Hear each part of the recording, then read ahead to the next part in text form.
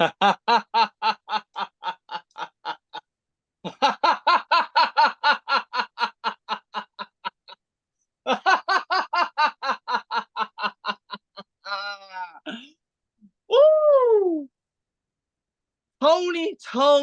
Tony.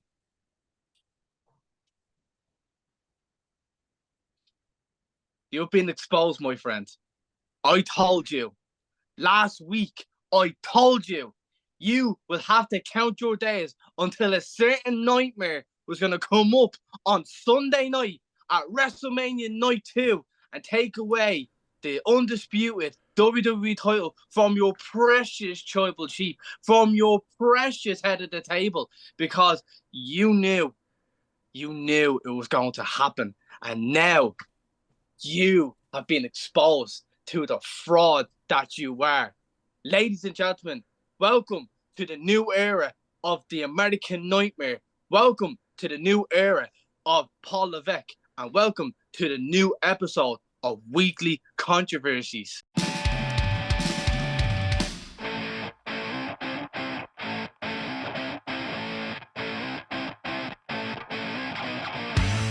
Welcome to another week of Weekly Controversies. I am the host, as always, the golden one, the only one, Rob Gold. And joining me this week, once again, is my co-host, Jamie Brown.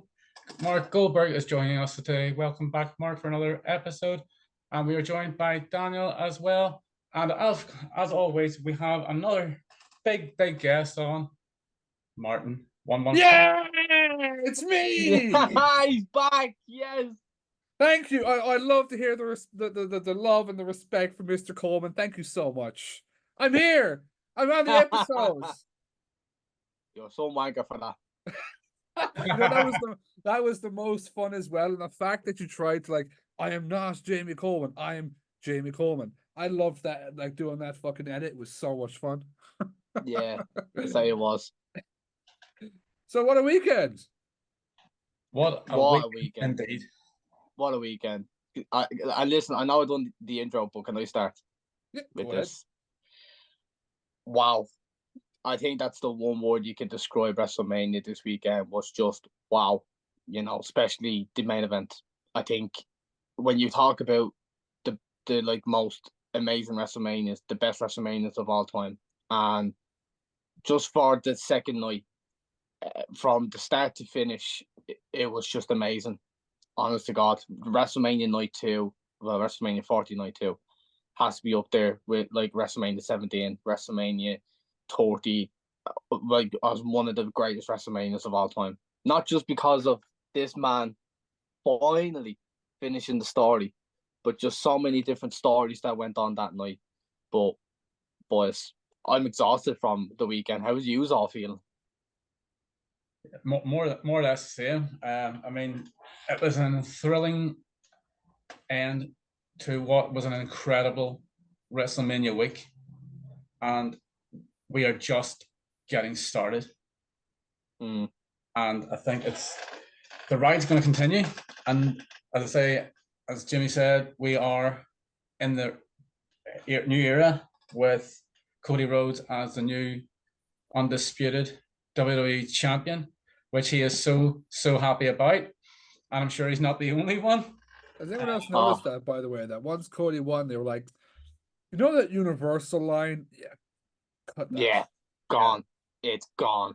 I saw somewhere they put up he's now a two-time champion. He's coming up as Universal. Yeah, as Universal WWE champion. Yeah.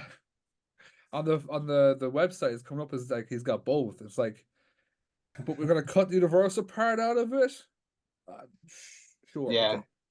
I think, and it's actually crazy now that title is officially dead. We knew it was there when they made it the Undisputed Championship, but now that title is gone, and they're keeping that as the Undisputed title, which thank God, they changed the name. New belt version of it? Will they make a better version of what that is now? I put in the video, the photo last week of the Wind Eagle, and he's been stating even after winning the title that a lot of the fans want the Wind Eagle back. So you never know, in the next couple of months there could be, brand new titles because of the new era that's going on now and what that claim is. So you never know, in the next couple of months they might change it. Because I think that was one of the things that we did sort of talk about even even over a year ago, where say if he did win the championship, that he would be thinking about bringing in even in his own version of that belt. You know what I mean? And I've seen a copy of one that's been done, and it looks incredible, where it's just a white strap with his logo basically in the middle. But I've seen a couple of different versions of one which could be done and could work with.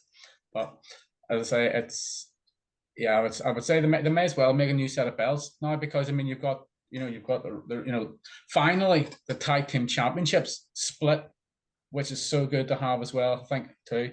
And obviously with the other title matches as well. But we will get into that later on in the episode. Yeah, absolutely. But do you know what? I want to ask you, Rob. We've known you for the last couple of years. We know you're a massive Roman Reigns fan. How are you feeling after the end of possibly the greatest run in WWE history? Do you know something? To me, this isn't just possibly the greatest run, in a sense, but I would say it probably is the greatest run, because even though, yes, it's not as long as a couple of others, but to me, and people are saying like, oh, you only defended it so many times and blah, blah, blah. But you think of what he's gone through health-wise, you think of what he's gone through mentally, to be able to sort of continue that and carry the company, not just the championship, but to carry the company on the back of his shoulders for the past 4 to 5 years. And it's, to me, it's a remarkable feat. And to have, as I say, now the Hall of Famer Paul Heyman still behind him and forever behind him is still something that's going to continue for as long as he wanted to continue for. And I think with, as I say, obviously Roman dropping the belt, huge respect to Cody Rhodes for doing what he'd done, and huge respect for Roman Reigns for holding the championship as long as he could. But not just holding the championship as long as he could, but for putting on performances like that as he did both nights of WrestleMania. That would have taken a hell of a lot out on him, physically, mentally, as well, because of the cinematic feel behind both main events. I mean, as I say, we will get into them shortly, but as I say, me personally, I just think, as I say, his run has to put him on the Mount Rushmore of WWE. Has to, in my opinion. No, exactly, Rob. That's brilliant. What about any you lads? How did you feel after the main event? I am knackered as well. Absolutely shattered. I was in Leeds, so we watched, Aaron and I watched this at one of the Hooked On wrestling events. Man, like I marked out Namesake, marked out like mad so many times, and it's getting, I don't know. I looked at the start time. Normally I thought these started at like 1 a.m. for us. I was so glad to have that extra hour that it started at midnight, right? But my God, it flew by. But I am still tired. The main event, we'll get into it. What a roller coaster from start to finish. That night too, particularly. I'm glad we only did one of the events. We didn't do both nights. We watched the first night in stages, but the second night, unmissable. I'm so glad that I was in a big crowd for that. What an atmosphere. Knackered, still hungover, still full of pizza. But no, pretty happy. One Daniel. Thanks, Martin. Appreciate that. So the Saturday night, I didn't enjoy the Saturday night at all. Personally, I just didn't think it was enjoyable. But with the likes of the Sunday, I woke the whole house up when Cody won. Apologies to any of my family listening, if they do listen. There was a big scream of yeah, but again, I'm also violently still a bit hungover, and I'm still somewhat recovering from a long 3 days. My biggest takeaway this whole weekend is that Rob Gold might stop wearing those fucking 2 titles to the shows. I shed a tear. I was like, it's finally happening.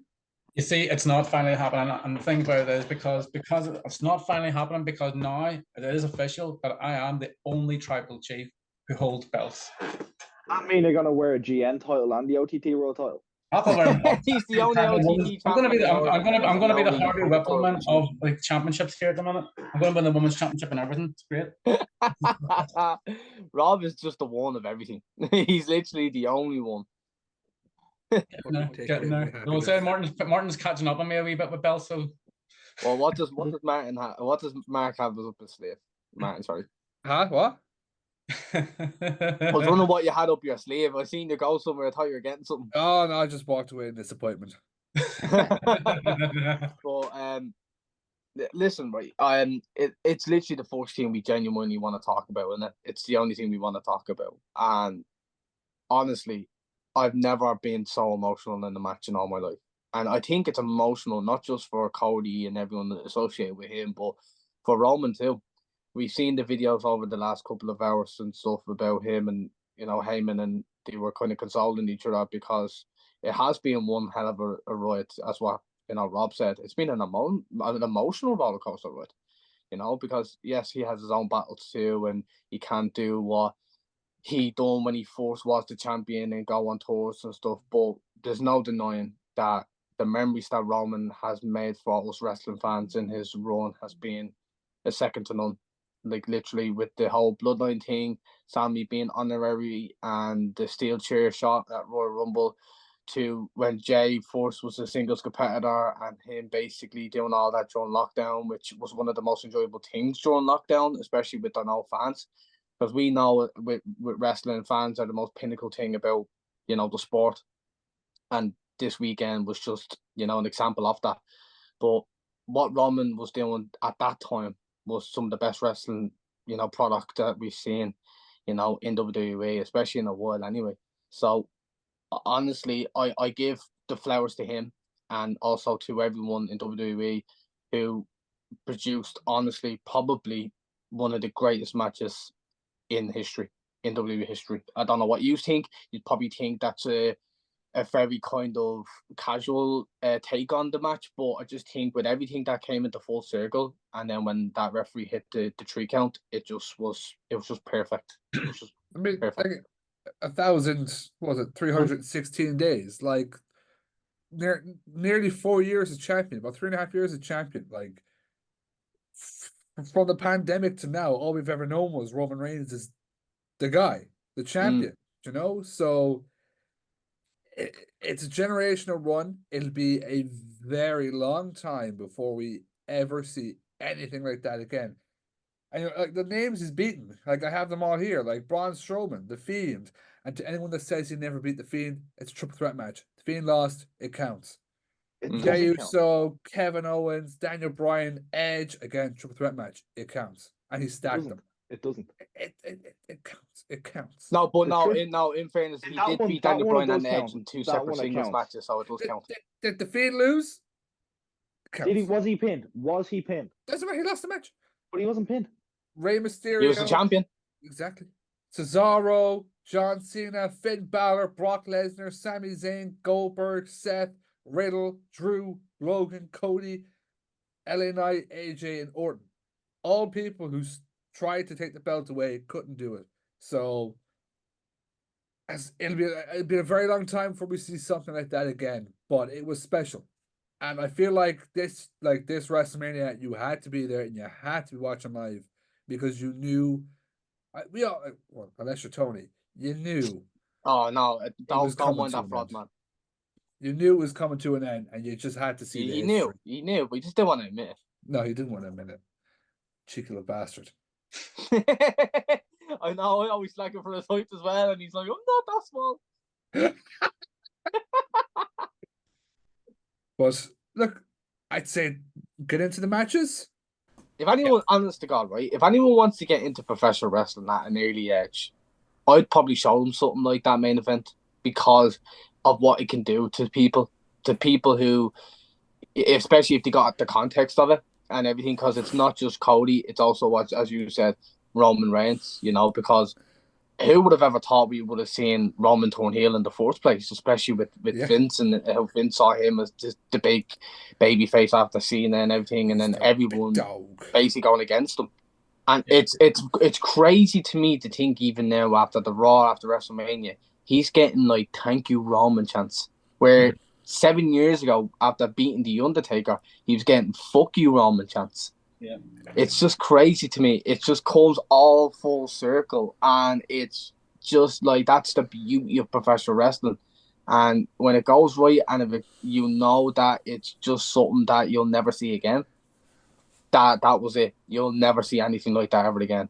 You know, in WWE, in professional wrestling, it just doesn't happen a second time. That main Like, event even can you look at change your opinion. JoJo's, Go on. even you look at JoJo's reaction when she was calling the winner, Yeah. and then you see Michael Cole as well. Like, when's the last time you saw Michael Cole like get a teary eye? I don't know. I've never seen him emotional. I'd say last time I can even remember him being emotional was when King had a heart attack on commentary. Yeah. That was what? 10 years ago ish.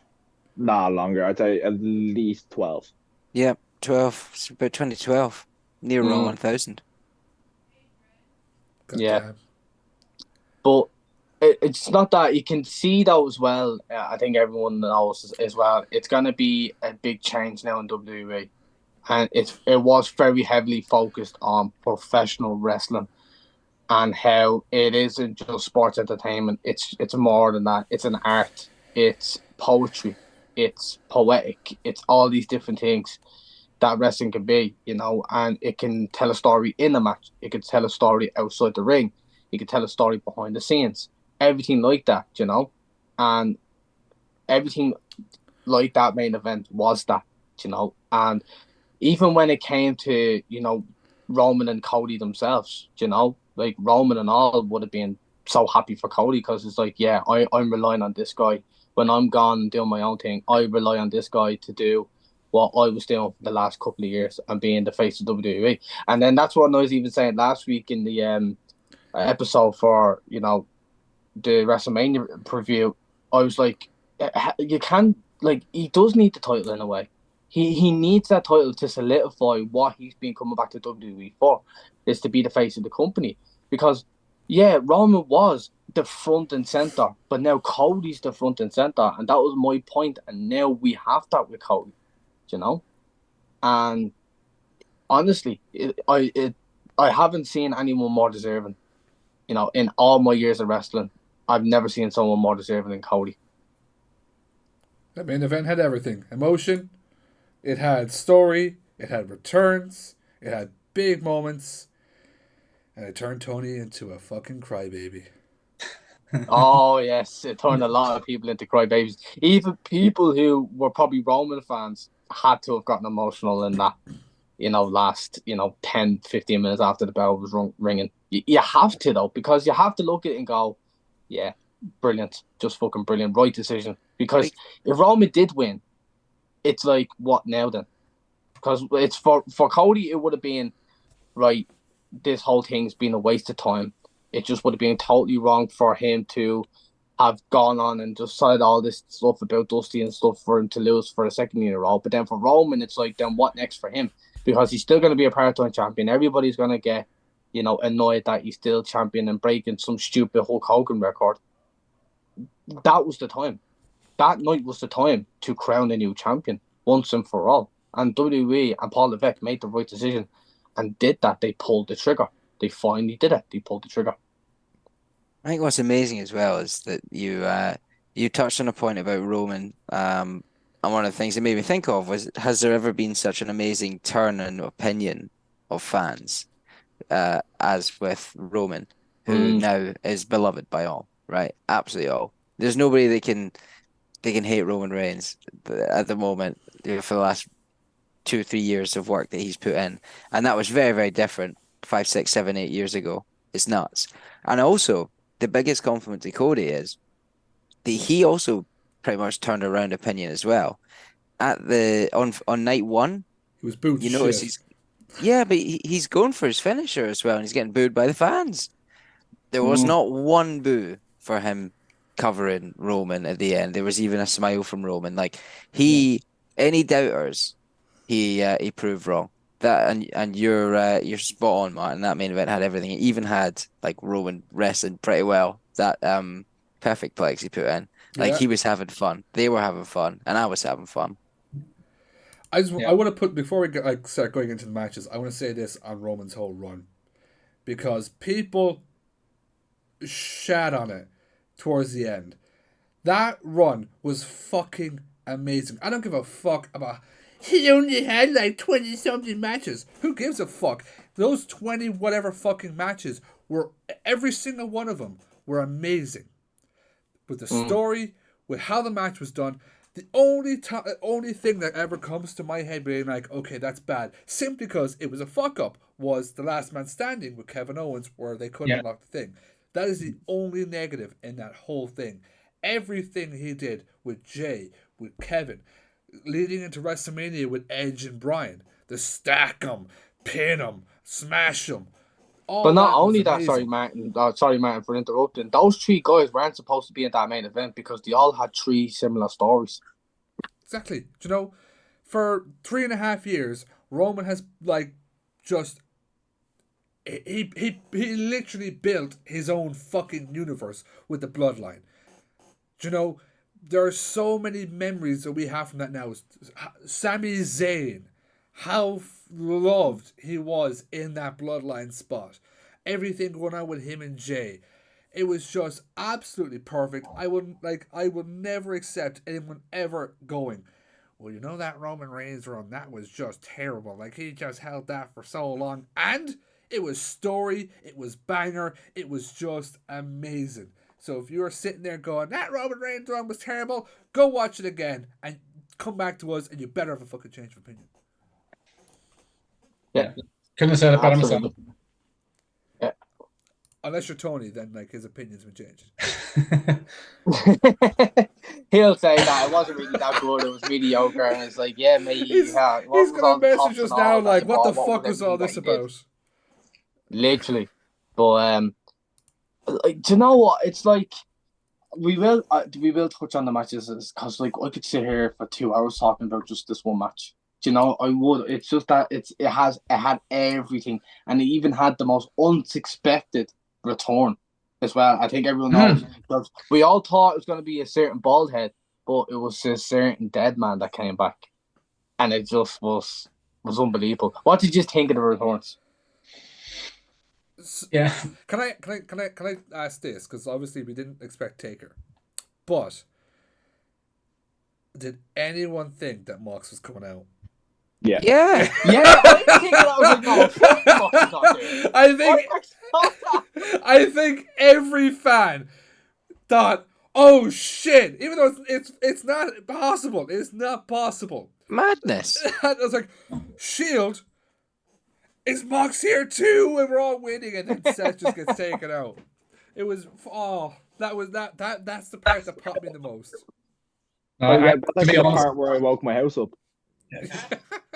I was after the win. It was the confusion.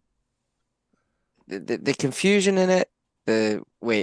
How does that link? You know, you're so many emotions. Yeah, every single time that you heard a gong, you heard Cena's trumpets. It's like, fuck, wait a minute, how does that make sense? And then, fuck, how does that make sense? But it didn't matter, right? What a roller coaster. I don't know. Are we just going to talk about the main event? Because I totally could. If it means I don't need to talk about Drew. But, you know. Well, as you For me, said, so we're going to start off with the world title match. I think come back. We could go on with the main for ages, but I think we'll come back to the main in a bit. Rob, have you got the match? I think it's perfect. No, I think it's perfect if we talk about the main event properly. If Tony's here, because we really need Let's give it a the pod of its perspective own. of a man who was actually in the stadium. Give it a pod of its own. Yeah, we have to. Yeah. Mr. Gold, do you have a match card? Because if not, I do. I do indeed. I have indeed. And as I say, obviously, night one kicked us off with Paul Levesque coming out, and I say thanking the crowd for coming here to help making this the biggest WrestleMania in history. And kicking things off was the Women's World Heavyweight Championship between champion Rhea Ripley and challenger Becky Lynch. I'm going to go with Martin for this one to start me off. So yeah, great match between champion and champwinger, Becky and Rhea. I thought the match was really good. I really, really fucking enjoyed the match. I know a lot of people are kind of like, nah, that was pretty shit. I enjoyed it. Not the result I was kind of expecting. I don't know why I thought Becky was taking it. Yeah. So and then Rhea coming in, fucking getting the job done, as well, to hear that apparently she was having a panic attack for like 2 hours before the actual match, and then Becky was apparently sick as shit. I can't remember what it was she had. It was just, Something a throat or something. yeah, Like something was like, I can't remember the fucking actual name. Some of it American is. term. Yeah, and here in Ireland we call that a sore throat. Yeah. yeah. Scotland we call that a sore throat. See, they're just all fucking pussies. But the two of them have their own fucking issues.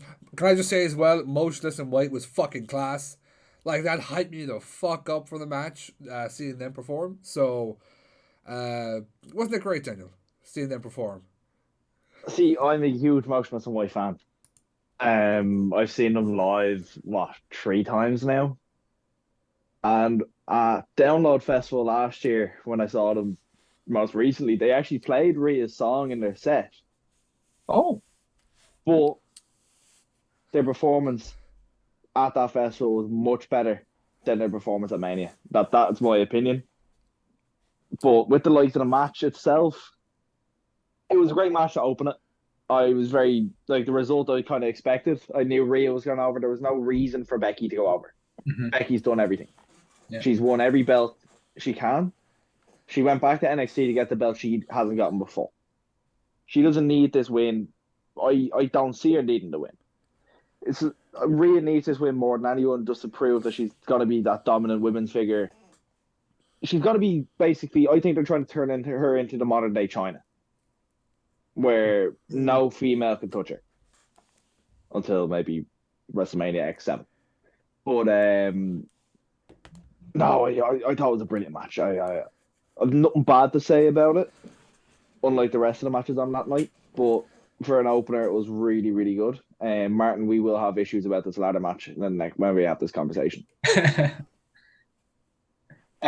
Yes. So I if I was a betting man, I would have lost straight away, honest to God, because I was raving for Becky to win. And I mean, I didn't look stupid though before that bell rung about pick a Bailey as the winner, because it was like Becky did show a lot of emotion in one of the promos in Chicago, and it was like you can believe that she could have been the one to taking the belt off Rhea. But when the match started, you kind of didn't know what way it was going to go, and it was, I think it was a Freddie Rhea Ripley match, and you needed that Freddie hard hitting near falls, expressions in faces, where you don't know which way it's going to go. Like, and I think, listen, Rhea won, and she's been on a great run, but I will say I have my doubts for her in the future.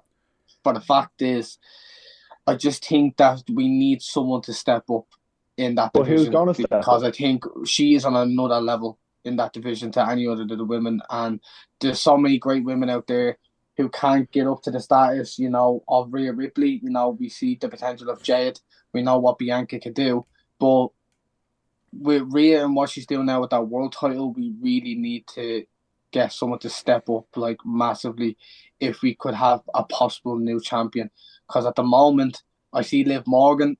I don't see Liv Morgan taking the belt from her. I don't see Nia Jax taking the belt from her. And with this draft, it could be a brilliant opportunity to put Rhea in a division on a brand where we could see some exciting matches. So, yeah, we'll see what happens. But with Becky, I think Becky's going to be going in the hiatus now for a while. She's going to sell her book and she'll make a few bobs. So, good luck to her anyway. I'm disappointed she won't be around because, I love Becky. She makes the, division interesting. I think she's one of the biggest names in WWE. She will be missed for a while. But when she comes back, I hope that they have big plans for her when she comes back. Mm-hmm. And Mark, what's your view on this championship match? Solid opener. But no, I think this was one of the most obvious outcomes of them all. Only because I said it right last week. But no, Becky didn't need the title. Rhea needs the title to be that elevated character that, the Roman, right? Becky doesn't need it. Becky's in a position now where she can come and go. She's hot enough whenever her music hits that she'll put over younger talent, and that'll be absolutely fine. She can step in and take a title if she needs to. If you need a quick pop or a ratings boost, she's still got it easily. But no, for me, Rhea should hold this for quite a while. This is going to be quite exciting.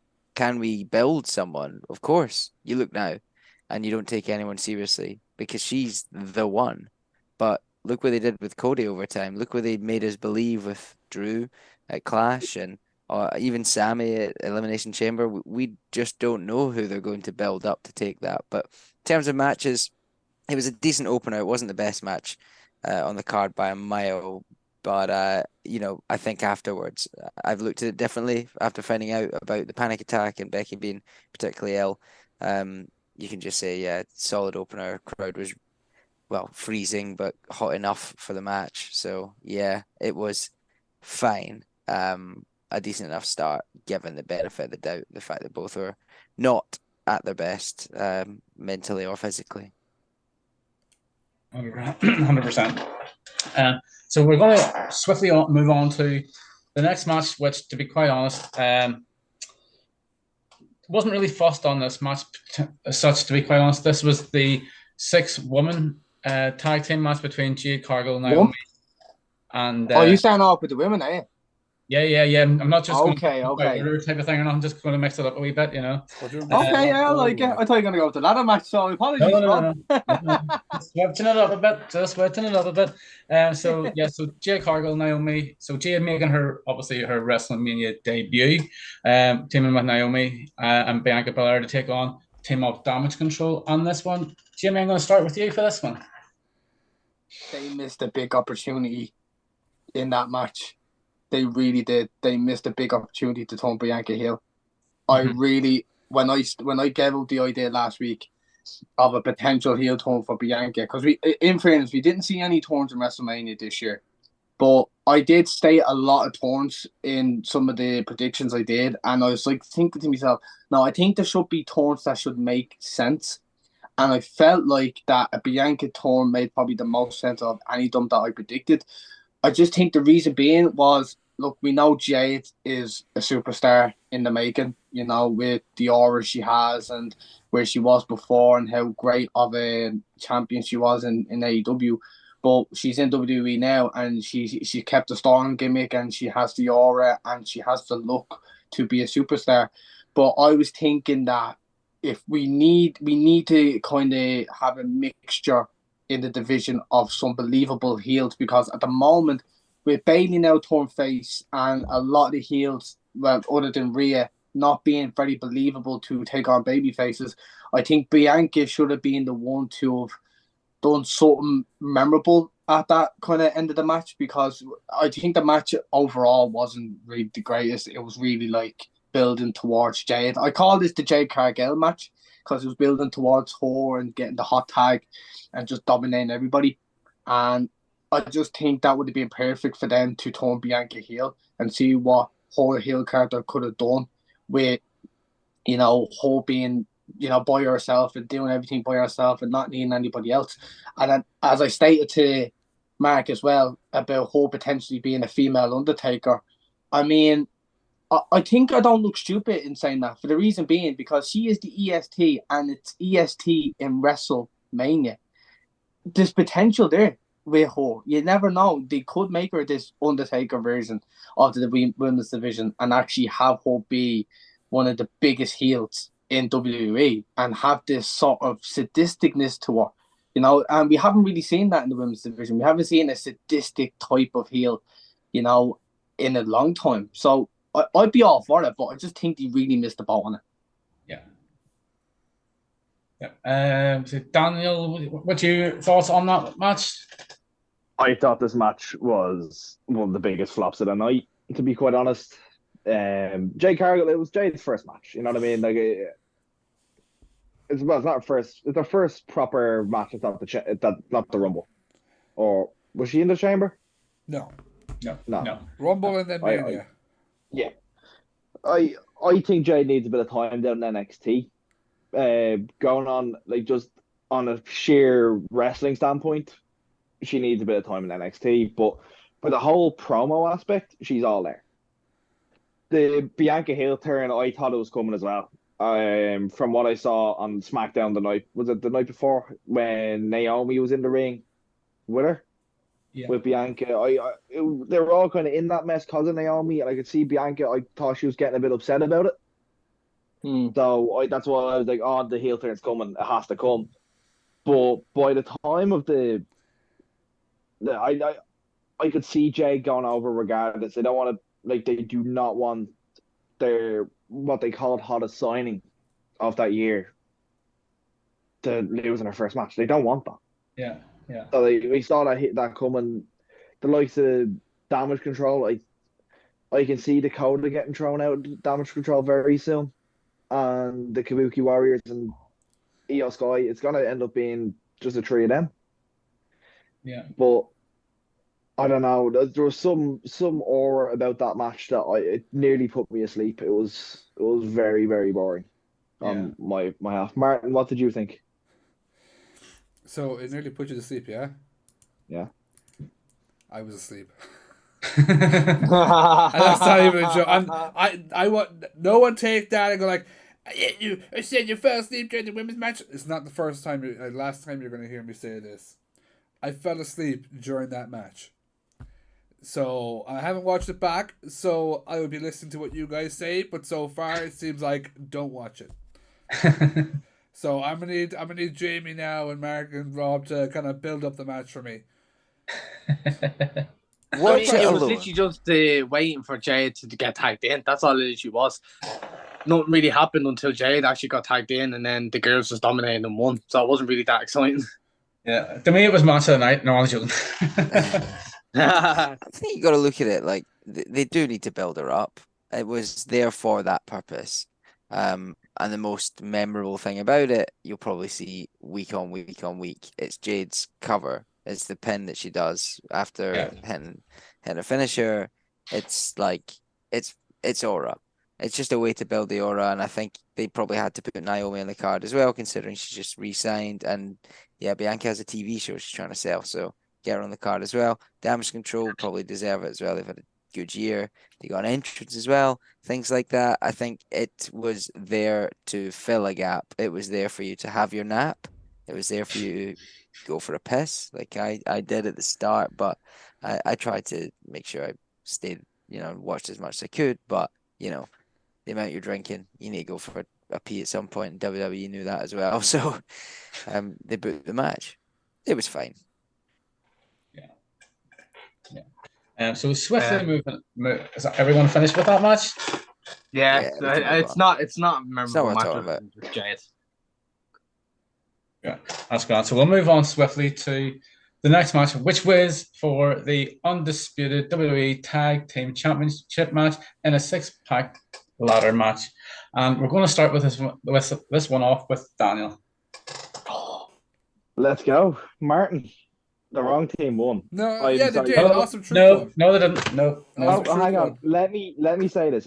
Awesome Truth deserved to win. They deserve to get the Raw belts. But DIY, I think DIY deserved to SmackDown, at least one of those belts. DIY, in my opinion, they did need it to boost to them. Like Grayson Waller and Austin Theory. Fair enough. Like they're two single stars just thrown in the tag team. They're two heels. They're obviously there's chemistry there. There is a lot of chemistry there, but I don't know. I just don't think they deserve it, nor do they need it. I think there should have been. I thought it was going to be a one-off tag team kind of thing. I thought Grayson Waller was going to betray Theory or Theory Waller. I thought it was going to be something like that. But I thought it was one of my favorite matches of the night.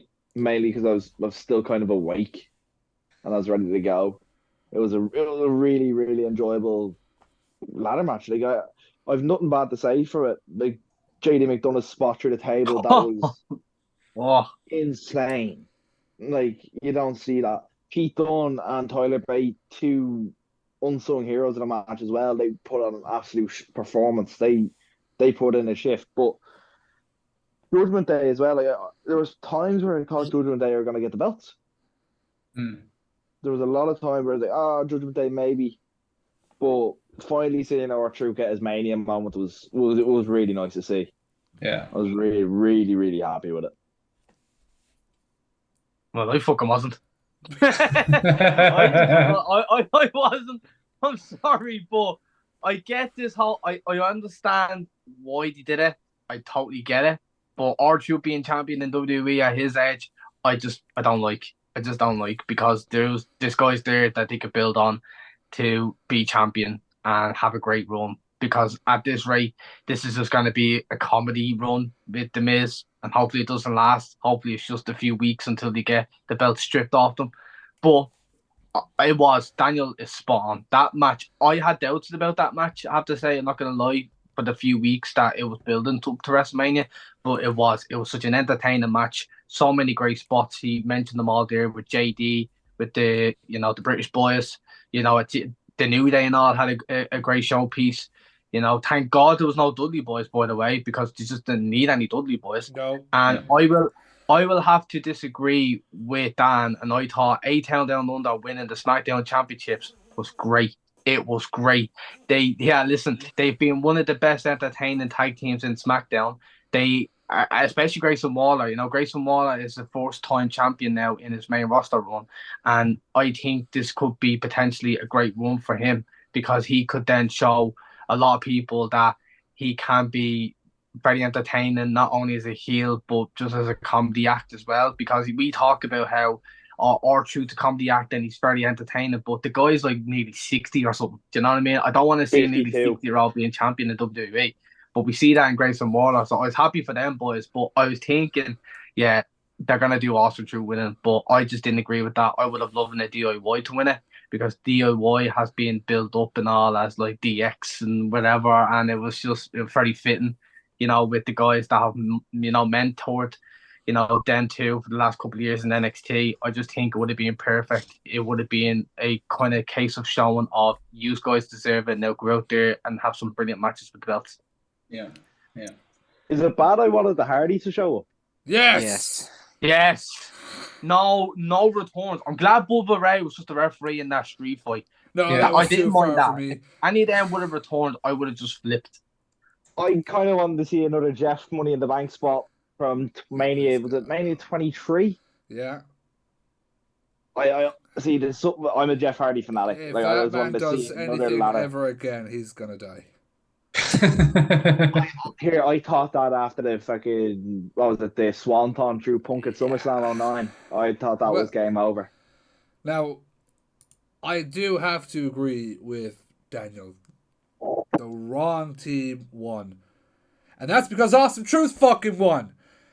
Yes, I agree. The right team won. A-Town Down Under are the best fucking team in the WWE. Austin Theory, Grayson Waller, two of the best fucking talkers. And I'm not including LA Knight, because we know he's the best fucking talker. Yeah. He is the best talker. But Grayson Waller, Austin Theory fucking deserved that moment. Then where's your Waller and Theory figure, Martin? I have a theory. I don't have a fucking Waller, okay? Because I'm selling here, yes. But they are the best fucking thing. I do not agree with Awesome Truth winning. Again, I agree. DIY should have won. DIY should have a title right now. They should. If it was, I was happy with any team winning as long as it wasn't the New Day or Awesome Truth. I was happy with any other team taking the top. Judgment Day retain, okay, as long as it's one belt. If fucking DIY take it, awesome. Mania moment. Who else was in that fucking match? The Cash Republic. If they took it, massive, huge, OTT. I just wanted one thing only: Grayson Waller, Austin Theory to walk out with some tag titles, and I got what I wanted. Now all we need is to get both those tag titles, chuck them out in the fucking bin, hand the Raw Tag Champs the World Tag Titles, hand the SmackDown Tag Champs, the Tag Team titles, and be done with this brand fucking shit. And get rid of those ugly ass fucking titles. That's all that needs to be done now. Man, I agree. Now, before I was gonna say before I get into Mark's opinion about this match, I think my biggest pop of that match was to see Jordan. We know him as Jordan in the moment of WrestleMania, as what you tweeted on the FiveMarks Twitter, that he went from the National Stadium to WrestleMania, and I've never been so happy to have seen someone get a moment like JD, because he's a guy who is willing to take risks. And he's willing to take risks to be in a better position in WWE. And if this is a big year for him, I hope it really is, because we've seen him do the RKO from the top of the war cage. We've seen him do the spot with the two tables at WrestleMania. A lot of people wouldn't do it, but Jordan did. We've seen him he even sold the Attitude Adjustment perfectly last night. The guy is just trying his best to make his name out there. He's actually getting respect and all from Randy Orton and all, on an Impulsive podcast like this. I hope this is a big year for Jordan. I really, really hope so. But it's literally making moments. As you just said there, what's one thing you remember from War Games? The RKO, the fucking being thrown off the cage into an RKO. People are going to remember that. He had a minute on screen at WrestleMania, a moment. There is one spot, and when I say, Mark can go into his little thing, that nobody's talking about, which looked nasty as shit, and that's Johnny Gargano's fucking DDT through the table. My God, I was like, a fucking headache after that. Yeah, this is a match, right? Question for y'all. Who goes to WrestleMania, right? The crowd is split. Casual versus your hardcore. Your hardcore like us. The winners, you're gonna have one casual, one hardcore. The match itself was built for both. We got to see, callbacks with big spots, the ones we just mentioned, things for the casual fans to, eat their popcorn and enjoy it and share the random gifts for the rest of their lives. And do you remember I saw that, right? But the hardcore fans got to see things get paid off. And for me, that not to blow my own trumpet, but again, this was a correct prediction for me. The Awesome Truth winning was for the casual fans. R-Truth getting that win. They know who the Miz is.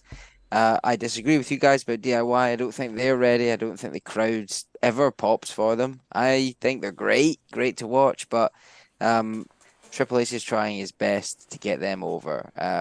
And just because I guess he did it so well in NXT, they're not ready yet. The right team won both titles, but the hardcore fans got the A-Town Down Under to win because they had a year of putting everybody else over. They had a year of being the brunt of the jokes. Austin Theory may be hated by people, but he has had such a shitty year where he's been, taking bumps, taking pelters from The Rock, you name it. It's always been him on the brunt of every joke. And I'm pleased for them that they've got their moment. And I know it's a casual tag team, but it has never stopped them in the past. I think also, inevitably, it will lead to Austin Theory getting a face turn over Grayson Waller as well. I don't worry about what happens with the Awesome Truth. They'll drop the titles pretty soon. It was purely a WrestleMania moment, the same way like Jack Swagger winning the Intercontinental was a WrestleMania moment. That's not long-term booking by any means. That's just a moment to pop the crowd because there's some kids there who actually know who R-Truth is, but probably actually do think that Tommaso Ciampa is Triple H. That's that's what it was booked for. Jamie, I know you want to say it. I know you want to say it. Go on. Sorry, Mark, can I ask the question? Yeah. Do you mean Jack Swagger winning the Money in the Bank? No. Remember Zack Ryder? Zack Ryder, you said Jack Swagger. Oh, my bad. Yeah, Zack Ryder. Yeah, I was wondering. I was like, I remember Jack Swagger won the Money in the Bank. Aye. I can see Jamie copped on right away with his. Do you know what? I am just delighted. I was like, what? I am delighted you guys were paying attention to that monologue. And consider your test passed. Yes. That's all I have to say in the match anyway. Yeah, I was happy with it.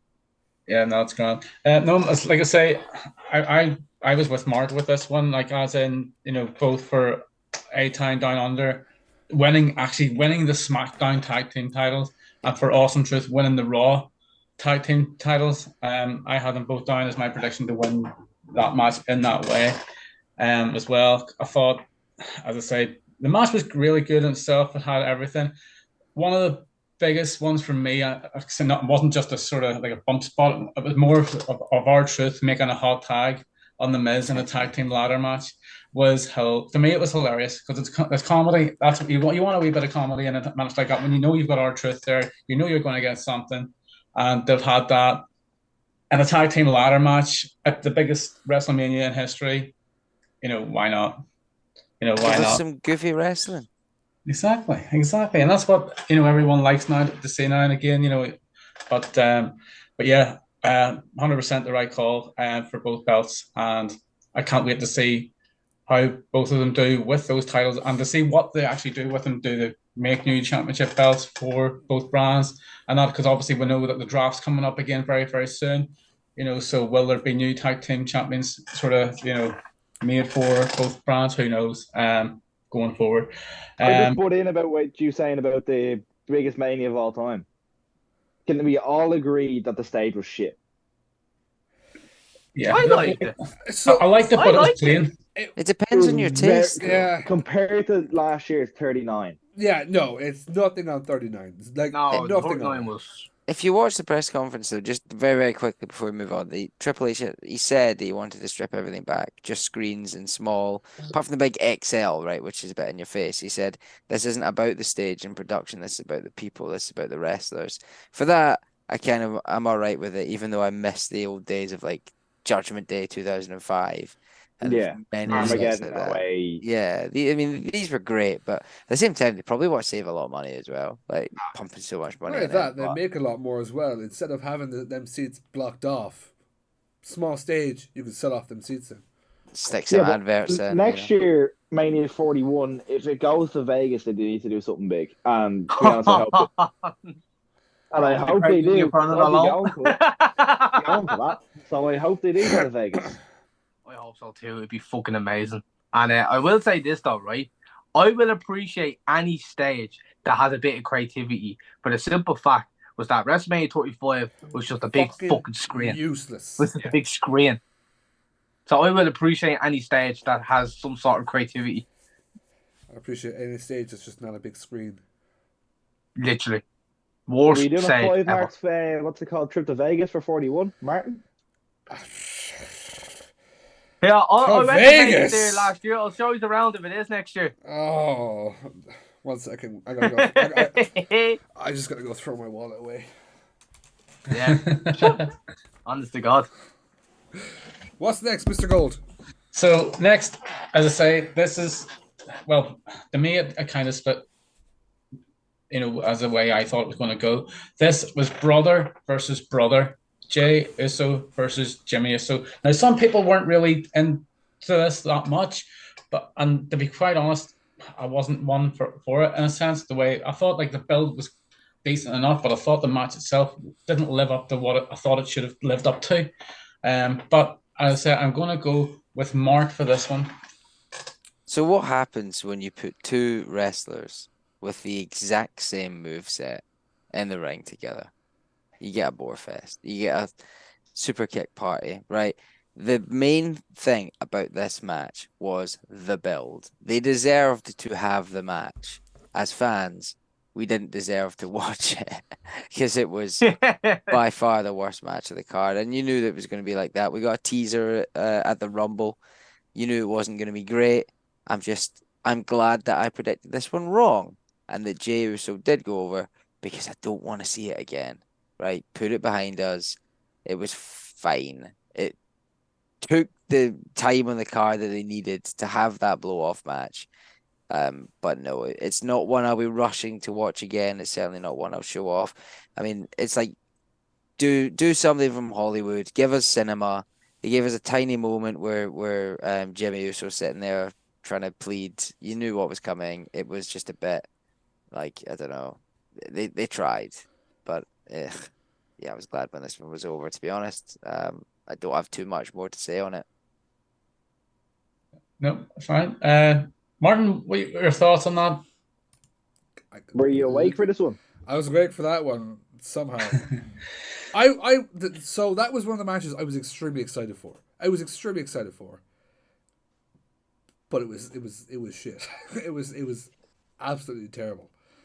I honest to God couldn't tell you one spot other than super kicks. That's all I remember from the match. That's how that's how poor the match was to me. So, Jay, I knew was gonna win. I saw that it did make sense for Jimmy to win. But I don't know. It's not like I wouldn't mind them doing it one more time, except actually doing a fucking decent match. If we get the same shit again, the two lads need to go back as a tag team then, because I was hyped for that match, but it was pure shit. Like Mark literally nailed it on the head. Yeah. Dan, what do you think of that one yourself? I think it was a flop of the night. Yeah. I fantasy booked it in my head to where I was like, oh, what's gonna happen is Solo's gonna interfere and it's gonna implement a full-on family issue there. And I thought maybe if Solo came in at the end, Jimmy and Jay would super kick Solo and the Usos would be back. I would have thought that would have made more sense for me personally. Going into that main of night 2 would have had a bit of a shock factor to it. I fantasy booked everything and I was overbooking it. And then we got I have to say, probably the worst match of the weekend. Yeah. And I was so excited to see it because even the promo, the video package beforehand, I was really hyped going into it. And then, I actually thought their spot in the main event of night 2 was much better. It was fucking better than the match itself. Yeah, it was. Yeah. It was awful. Yeah. And as I like Jey Uso, I think Jimmy as well. They're both brilliant tag team stars, but I think Jay's a better single star. Jimmy needs a tag team. Yeah. That's the only thing. Going back to the original Usos where they came out with the face paint doing the Samoan haka, it was cool and it was very, very suited for the Fruity Pebbles PG era of the early 2010s. But they need the Usos back together the way they are now. I can't see any other way. Yeah. Jimmy, your thoughts on the match? I've stated this match was going to be a 50-50 for me. It was either going to be the biggest flop, with the way they were building it, or it could be, one of the greatest in the actual card. It could be one of the greatest, sort of brother matches or whatever. But it wasn't. I was actually mostly talking to Emma when I was actually watching the match. I was like, yeah, I think you're more entertaining than watching these two wrestle. No offense to the both of them, but it wasn't great at all.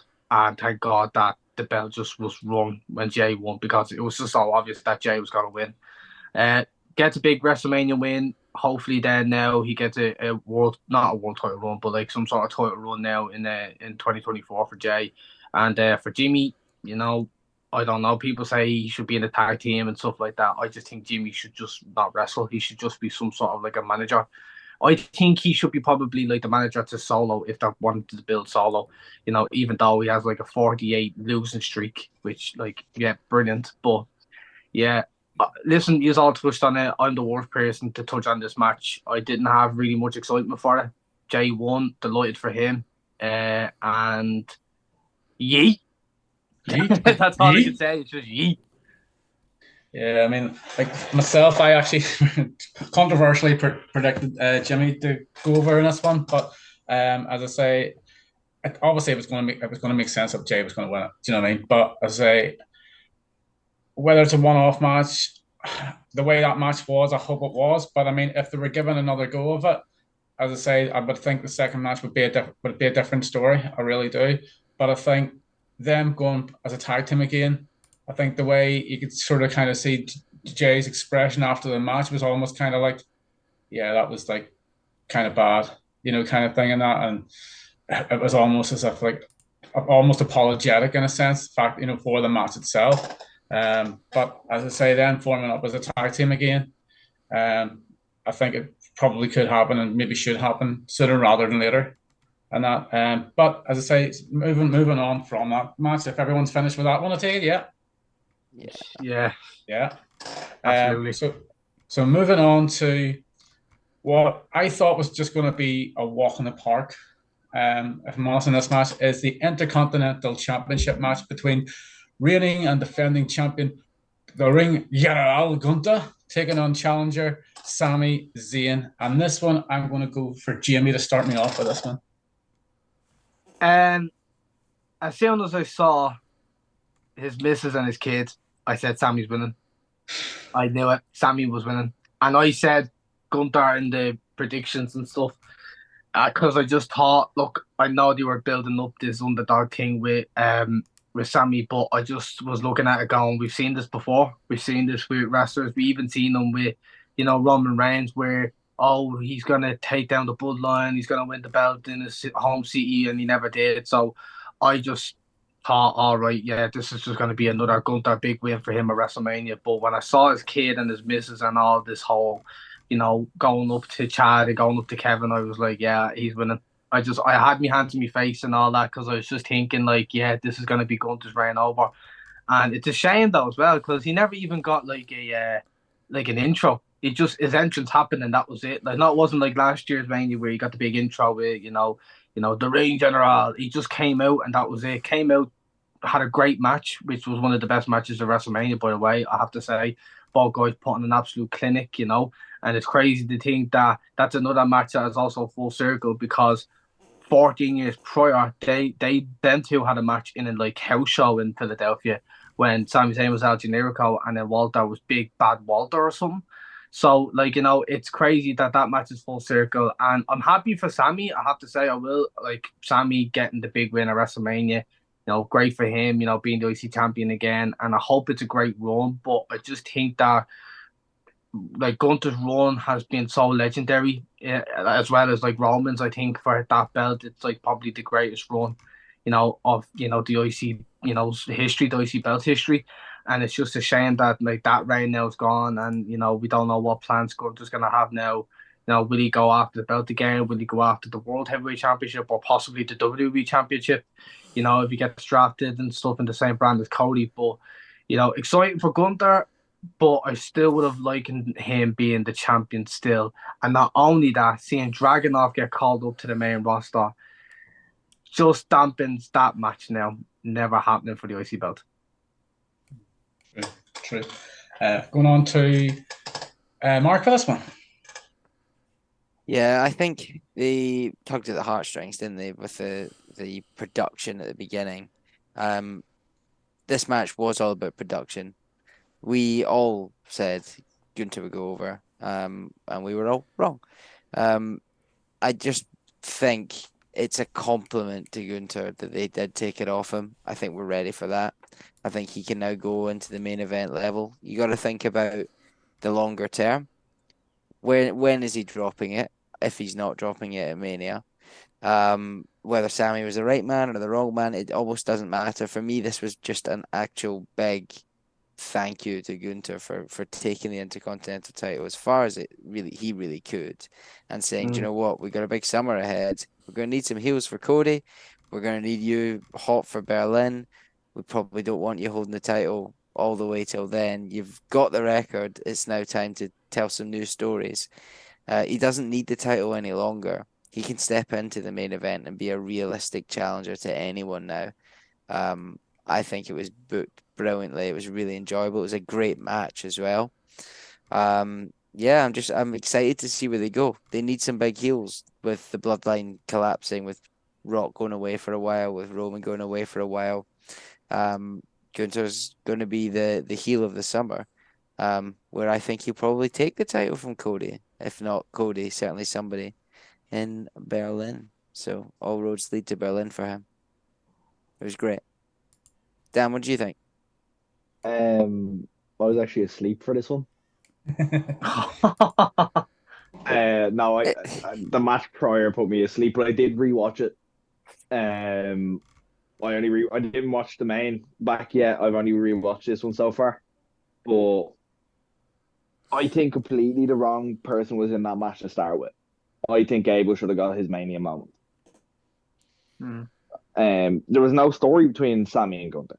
The story started when Sammy won the tournament. The story with Gable, geez, that was brought back months ago. And I get that like Gable was trying to help what's it called, Sammy get in, but I'm happy to see Gunther's reign end. He'll always be the longest reigning Intercontinental Champion. Sammy at this point doesn't really need the belt in his career. He doesn't need it. But it was a great match from start to finish. Like I have no complaints from it. Bar Gable should have been in the match. And that's about it, Martin.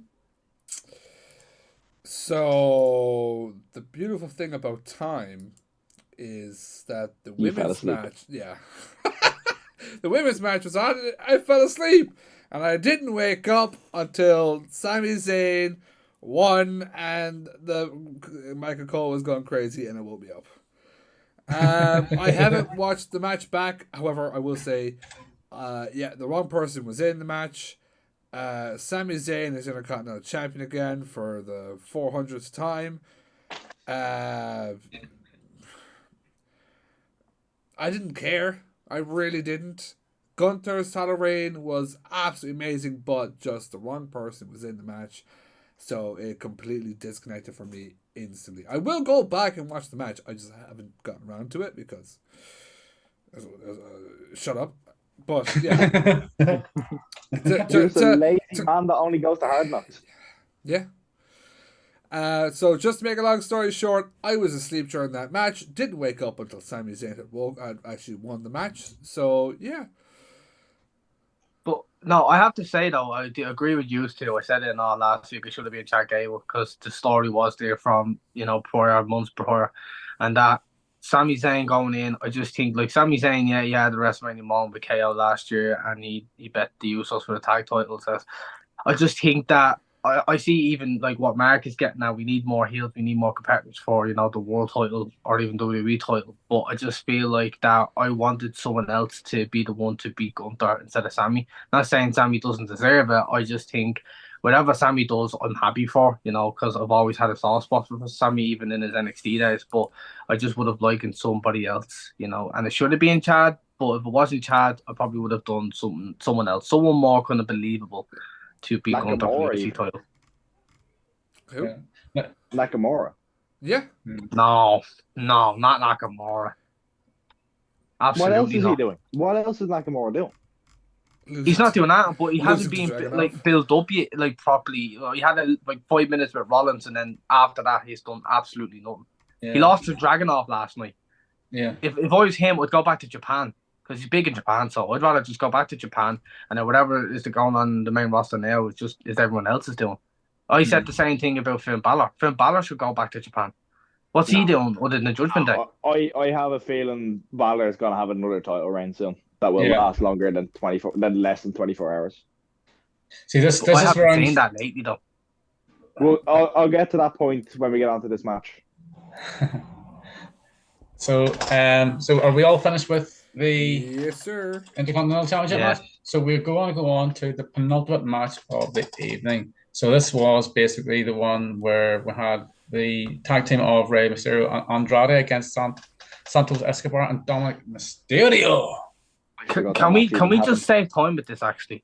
Yeah. It was very last I forgot minute. that match happened. Can we skip over this, please? Yeah. It literally. I was happy for Andrade getting a WrestleMania match, but other than that, It was just there. wow. It was just Jason yeah. Kelsey. It was a match that was just there. Nothing special happened. Ray won. That's it. Literally.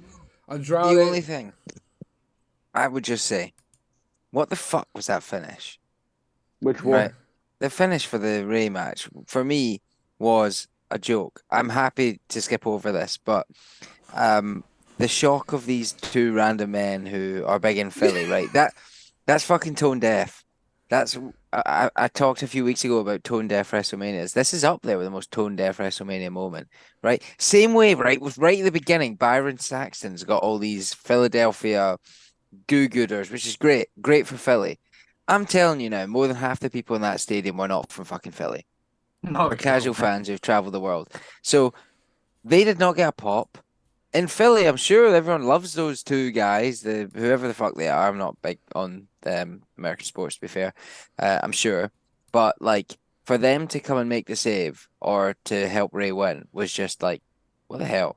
Every casual fan in there is probably thinking, who? So yeah, it was a waste of time. And Do probably you know one what of the he's famous for?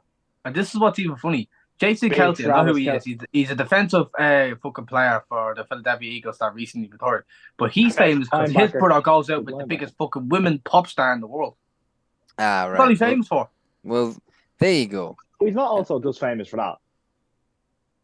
While Go losing on. the Super Bowl to his little brother. That's all he's famous for. No, he is. I'm a big NFL fan. He was one of the best defensive linebackers in NFL. He's now retired. He's part of that Eagles team that has beaten my team, the Baltimore Ravens, way too many fucking times. It didn't need to happen. Yeah. To be honest with you, I wanted Carlito to turn heel on Ray I know, right? What a Yeah. waste. How fucking good that would have been at Mania. because Why is Ray in a WrestleMania match, actually, by the way? No, He no, shouldn't be in a Why WrestleMania did he match. beat his son 2 years in a row? Yeah, they had to fill 2 nights. That's literally it. My one thing is, why didn't Dom go over? He's Yep. beat him twice now. So, and by My the way, prediction just if we're fucking skipping over matches, if there's one more, because the match was what it was in terms of like the fucking 6-man fucking street fight. It was a street fight. That's kind of it was a street fight. Bobby Lashley Yeah. and The Street best matches of Profits. that night, though. It One was of the best the nights. thing is, it was a street fight. It was your bog. But I will say, though, typical- that Montez forward spot. Oh, Oh my god, he nearly went into the fans. into the As- front row. As good He as did a that Leon was, Slater. He did a Leon Slater. Yeah. what about when, I can't remember which one, he started absolutely whacking that kendo stick like there was no tomorrow. I was Yeah. like, whoa! Tone He's it down. pretty aggressive, Montez. Like, In fairness, well, he yeah, is well, pretty Montez aggressive. was absolutely. Oh, Jesus Christ! I was thinking that's the first time I've ever actually thought, no, that actually does hurt. Jesus, we can probably skip that one too, but yeah, definitely skip past Ray. It's the equivalent of John Stones making an appearance, one of the best English defenders in a London show or something stupid like that. Like, do me a favor. Yeah. John I John can't believe Terry you said fucking John Stones. Terry makes an appearance at WrestleMania. Like, do me a favor. Jesus. Nah, not for me. It's like someone from Celtic showing up at Clash of the Castle this summer. It's gonna be stupid. Well, they're getting booed by me anyway. Speaking Well, of what Man team's City, top by of the the way, they're table? losing 2-1 to Real Madrid. Are they? Yeah, they're losing 2-1. And Arsenal's losing 2-1 to Bayern Munich. Are they actually? Yeah, Right, Liverpool are playing on Thursday. We just need to beat Atalanta. And then Liverpool's win winning the league. No, we're not. Yeah, we are. Welcome, Yeah, welcome I'm to a the, Liverpool fan. welcome to We're the not winning the league. FiveMarks Pro Wrestling podcast. Just edit that. Edit that. Yeah. Just remember, I always keep my mouth shut when it comes to football with you guys, and I will remain to do so that I get an invite back. yeah. Just say Trent's coming back this weekend. Fuck Trent. Where's Right. my sign? So, yeah, we skipped. We've Getting that now. done them 2 matches. So, what's the next match, Rob? So, from what I gather now, is it the main event or is there another match before this? Main event. Sorry. So you have So- one match left on night one. So, Yeah, you do. You have the tag team match next, Rob, From night one. which is the bloodline of The Rock. And yeah, that's the main Roman Reigns event. The main event, yeah. versus Yeah, so that's the main Freaking event. nightmare. Yeah. So the Roman Reigns and The Rock versus Cody Rhodes and Seth Rollins. I'm going to give this one to Martin to start off with because I know Jamie's got so much to say about this. I'm leaving him till the end. Waiting to hear Martin's answer to this. I have watched it back, so fuck you. Okay. I'll tell you a story. So I woke up when Sammy won the match, and it was like 2:57 or some shit like that. So like I literally sat up in this chair. I was like, okay, right, main event time. Yeah, okay, come on. Slap myself like, let's go. Passed right back out. Woke up 20 minutes later to Roman Reigns making his entrance, and I was there. 20 minutes has gone by and we're still on. Oh, fuck this. I'm going to bed. I was like, there's no way I'm surviving this match if 20 minutes later we're some entrances. But I have watched the match back and it was fucking brilliant. I did expect a lot more tomfoolery in this. I don't know why. Because like they did have the main event the next night. So to have no kind of major interference was a bit strange to me. Rock never handed that belt to Mama Rhodes. I was looking forward to that. And what the fuck? Motherfucker, like he was slapping himself with that shit. Like, oh, I'm gonna slap your boy. You're hitting yourself. How is this fun for you? How are you having a good time slapping yourself with a weight belt right now? Rock fella. Oh my god. I really enjoyed it. It added more to the next night's main event than I think any of us thought. Like Seth sacrificing everything to really push himself to get that fucking Cody win. Literally sacrifices world title next night, which we're getting to just for that. The fucking spear through the barricade, the rock bottom through the fucking table. But I loved because obviously we know what happened on Raw now. Roman giving the win to Rock because it gave us what we got with you beat Roman, but I beat you. So it was, honest to God, to me, the match of the night for night one. Yeah, hands down. Yeah. Gonna Gonna touch on me, Rob, yeah? We'll leave you to the end because I know you've got so much to say about this. He's all hyped up to fucking talk about it. He's all ready. He's like ready for punching and To everything. this one. Martin already knows my answer to this one. Go on, go for it. You already know. I do, yeah, but the listeners don't know. I fell asleep. The women's match put me to sleep. So I missed the last two matches. I find night unfortunately, one was I haven't watched this one back because I still think WrestleMania night one was probably the worst ever night of WWE. Plus, I was still tired from Friday night because I stayed up for the Hall of Fame, and then I also watched the Formula One that morning. So I'm very tired. Just to watch Verstappen win. It was qualifying, so there was. He was going to win either way. Jamie, the next time I see you, there's gonna be words, mate. It's gonna be on site. It's gotta be on site, all right. I feel like night one was like the hardest night to watch. Whereas like it will keep me buzzed for night two, but I'm gonna be back in 2 minutes. So before the drink match kicks in, please keep me updated. Will do. I don't know what it was. Like night two, I was fucking wide awake the whole night, but night one was so difficult to get through. It was a bit of a drag. It felt. I watched it on the Monday. Like, thank God I avoided the spoilers. I did very well, lads, to avoid any of the spoilers. I didn't watch it till like Monday afternoon. Like it felt so long, like from the start to the finish for night one, and even when I got to night two felt shorter, like a good bit shorter, but it wasn't that short. It was just, I don't know. It just felt a bit weird in that time in the time frame of it all. Like, but how I managed to stay awake both nights after the weekend, being away, I have no idea. Especially after staying up watching the Hall of Fame, watched Raw last night, which I nearly fell asleep for, and I had to rewatch what I missed from that last night as well. I honestly thought the Raw after Mania was a wee bit lackluster again. Oh, just don't even. That's a whole. Sorry, you're talking about the Raw after WrestleMania? Yeah. Way better than last year's. No. It was way better than last year's. I'll say this just to keep on Mania. If this was an episode of Raw, nothing special about it, solid 8 out of 10. This was the Raw after Mania. Other than the two NXT things, nothing happened. And John Cena doesn't fucking count because he was on WrestleMania. So don't be like, oh, but John Cena returned. No, he returned at WrestleMania. Okay? So, doesn't fucking count. That's my 2 cents on Raw. Back to Mania. I liked it. I liked Raw last night.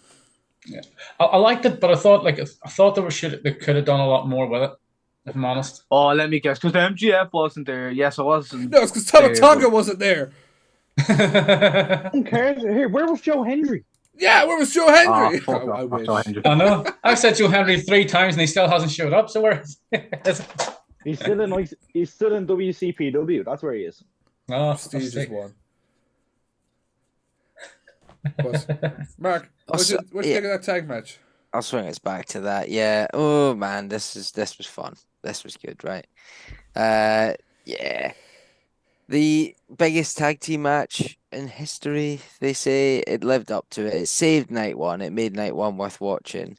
I stayed up for the first 2 hours of the first night of WrestleMania before realizing staying up for the whole thing was a bad idea. Watched the rest in the morning before the Old Firm.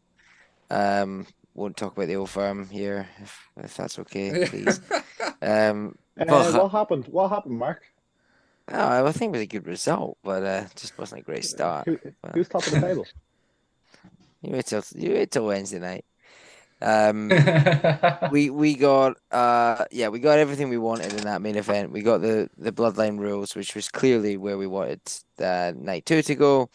It made it more exciting. The Rock looked like a beast. He actually was in great shape. Took bumps, sold, and at the same time, it was just a hell of a lot of fun. Like the crowd was hot for it, and the crowd wasn't really hot for much. I just think lackluster was maybe a lot of what the first night of Mania was. The crowd was cold, literally and metaphorically. They heated up for this. No surprise either. Like it was a great watch, and it's hard because all I have is the main event of night 2 on my mind, which I'm trying not to like shadow anything or I've the whatever. opener on night 1 in my mind here. Yeah, I don't know. I just feel as good as that was. This topped it off. The best match in the card for me was the Intercontinental title match, other than the main event. The main event was clearly for casual viewers and for us who have been invested in the long-term story, who know the backstage stuff, the ins and outs of the swerve, Cody going over, Cody not going over, that sort of stuff. It fit everything, and yeah, cinema. It was cinema. It really was. It really, really was. Jamie, you've been itching for this one. Literally. I think we're gonna have to move on here. The time is coming up. I'm sorry, Jamie. But look, listen, as I predicted last week as well, I thought the Bloodline was going to win. It just would have looked very stupid for what they done the weeks prior if they lost, with The Rock and the, Mama Rose and Cody bleeding them and then putting the blood on the belt, and then what Roman was doing and all, because it was very dominant Bloodline, prior to this tag team match. And I was really looking forward to this match. Like what, Martin said, I thought a lot of stuff would have happened, but it didn't. But it was good for what it was. And for the start of the match, I have to say, I thought it was a slow start to the match, and it then just built up, as it went along. I thought like the crowd didn't get really into it until near enough the end, till all the spots and all started happening and all. But like I wouldn't say like if there was one thing I would have said about at the time, it would have been Cody getting pinned by The Rock. But for the simple fact that The Rock came out last night on Raw, and they're going to set up The Rock versus Cody Rhodes for potentially the Undisputed title, in one of the big pay-per-views. So, that's what that was for. So I can look at that and not probably take much from that, with a bit of negativity. But, it was obvious what way they were going with it. It was a great match. I wouldn't say it was a match in night, but it was. It was a great match, great spots. Even that spot with the pedigrees, I thought that was it. To be honest, I thought that they had to win there until they both kicked out. I thought that was a great spot in the match. But yeah, nothing really much. I think everyone else really covered it as well. But I just think that especially with the next match that we're gonna get into, it took a toll on a certain Seth Rollins. So. Definitely did, and as I say, we will touch on that as well, but with very shortly. But as I say, the match itself I thought was really, really good. went the right way, because obviously it needed to go that way, because I mean no one wanted just to see Roman Reigns against Cody Rhodes in just a one-on-one match with nothing else happening in the match, so it had to be Bloodline rules, and that is exactly what we got for night 2. So moving on, everyone happy enough talking about that match? Anyone want to say more about it? I want to say something. No. No, not really. No. Grant. So we will swiftly move on to night 2, where we had the opening by Stephanie McMahon. So what do people think about that? That was I a thought it was shocker. great. What Go on, are Jamie. you saying? Alman, you can continue here. Nope, so perfect. So yeah, Stephanie McMahon showed up and she said that Hunter was a great person and all that type of stuff. And welcome to WrestleMania. What was the next match? Yeah. So the first match of that card for night 2 was for the World Heavyweight Championship between champion Seth Rollins and challenger Drew McIntyre. Do you know who's the perfect person to start here? Take it away, Mark. I wonder who the perfect person for this one. Oh, actually, well, yeah, it is the perfect Mark, place, It's bedtime. Oh, guys, I gotta go. Ah, fellas, you sure? Go for it. Go on. Go on. Oh, Don't bury Drew. No, he's heartbroken for him. Guys, I loved it. I absolutely loved it. And hated it at the same time. Was fucking furious. So, here we are. Let me paint the scene for you. We're sitting here in this bar in Leeds, and don't know, Northerners. Sorry for any Northerners listening.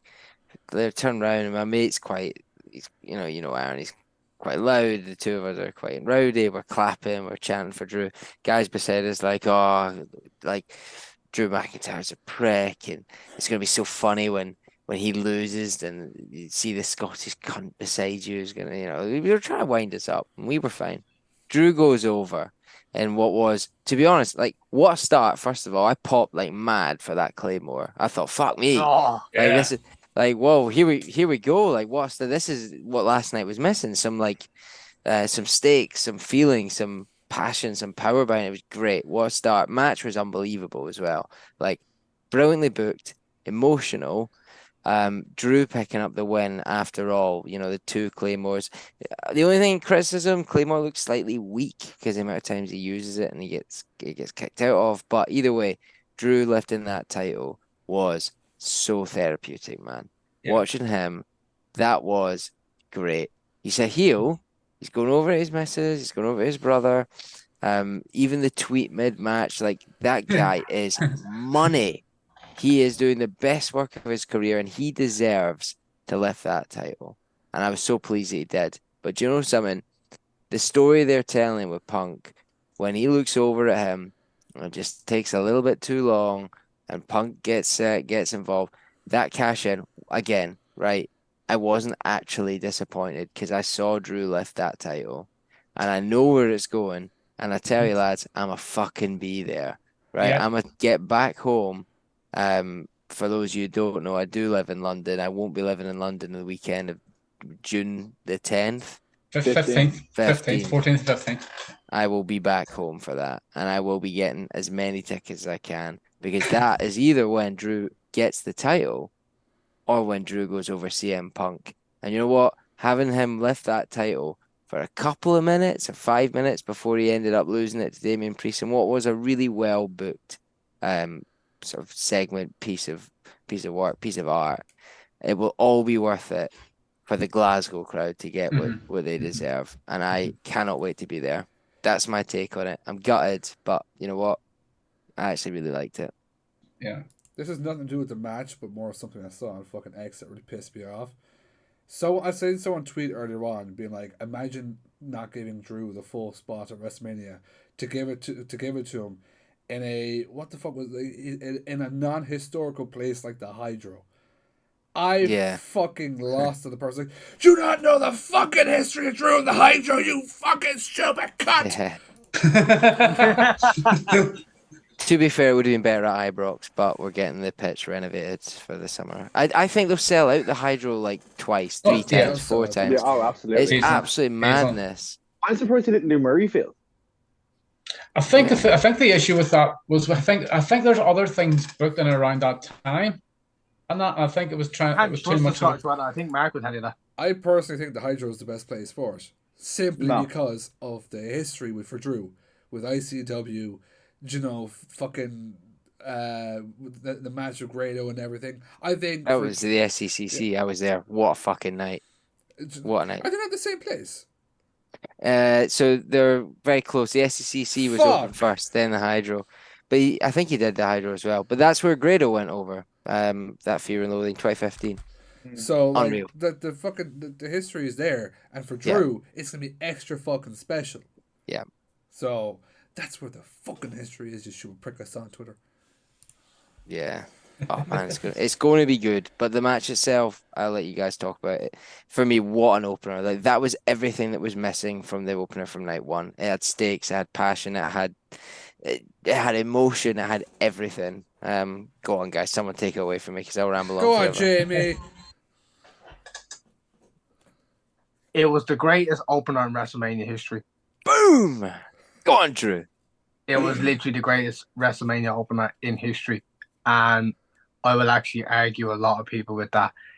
That Claymore, as what Mark said, really got me. I thought, holy fucking shit. And then when Seth Rollins kicked out, I was like, right, they're not going to drag with this match. They are really going to make it proper, fast pace. They are going to swerve in every single way possible, have as many twists in it. And I was even thinking at a point that CM Punk might get involved, which thankfully he didn't, but eventually did cost, Drew the title. But the match that he told, with all the finishers and everything, I really thought it was so good. For like literally a match that was like 10 minutes, probably 12, it was so fucking good. Honestly, I was so invested in it, and Drew finally got what he deserved. He actually won a title in front of fans and got his moment. And then when I heard that Judgment Day theme song, I was like, oh my fucking god, they're going to do the cash in. And I know Drew would have likened to kept that moment and going the sunset, but they knew what they were doing. WWE announcing Clash of the Castle before WrestleMania. I think that's the route they were going to go with. They're going to go with Drew trying to get back the world title, and then CM Punk, always in the way. I don't know if Punk will be back in time for Clash of the Castle, but I hope that this could be the lead up to where he wins the world title again off, Damian Priest, let's say, and then gets a moment in the Hydro, with his people in his country. And like as well, he didn't get that in Clash of the Castle, but he can get that in Scotland. And I think if you ask Drew himself, he probably would rather have it in Scotland where there's like 20,000 Scots. Well, it won't be 20,000 Scotsmen, but I think everyone who's probably English, Welsh, or Irish will feel like Scotsmen that night, to be honest with you, because they'll be all back in Drew. But unbelievable match. And then a lot, and this is what Mark didn't touch on. That moment where Seth was crying and go, "You fucking deserved it," got me in the heart, because it was like he knew. It was like, you know what? All feud aside or whatever, blah blah blah, he knew, like, Drew was the right person to have the world title that wasn't Seth Rollins. And it was like, you know what, that moment of them two looking at each other, and it wasn't even, they weren't playing characters, it was Drew Galloway and Colby Lopez looking at each other going, me and you, we deserve to be in this spot, and he deserved to have the championship. But listen, Damian Priest took the belt, and yeah, but I'd say Clash of the Castle is where he gets the belt back. Do me a favor and please all come, right? There'll be 20,000 Scots there, but as long my as there's weekend. 4. I don't know if we can get a ticket, it'd be amazing. I'd fly over. Like, I think it's like 80 quid for a return flight for the Saturday and the Sunday. Cheaper. I would go, but the fucking SmackDown I won't be able to. Four I'd Irish love to guys go. and 20,000 Scots. Come on, let's do it. Even invite Tony, even invite him, maybe. Maybe. Lads, I already know That's great if spots to go for if you food can and go with drinks the and everything in Glasgow. WrestleMania trip gone. I don't know if he still owns it, but Drew McIntyre's going to win that world title and go straight to fucking Wolfgang's bar. No. Go on, Mr. Gold. What we got next? So we have, well, like I said, I'm not done in any order as such, but as I say, on the list for the next one is the singles match between AJ Styles and LA Knight. Yeah. Yeah. Can I just say, actually, AJ Styles' new theme song Dog isn't shit.